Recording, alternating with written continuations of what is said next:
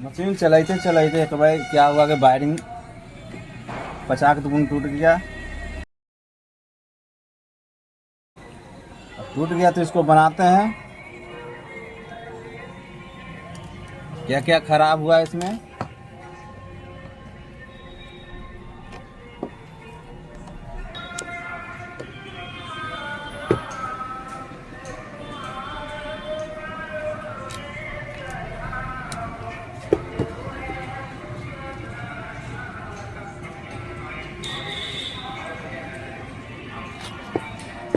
कोई दोनों खाली वायरिंग निकालना है बस।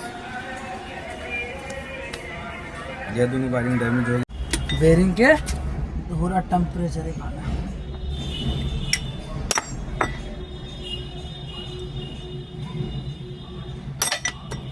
चलिए क्या लग रहा है आपका पूरा टेम्परेचर। अब इसको दिमाग लगाया जाना है।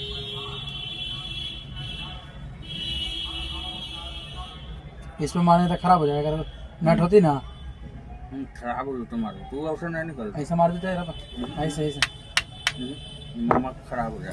नट मार के नट मार के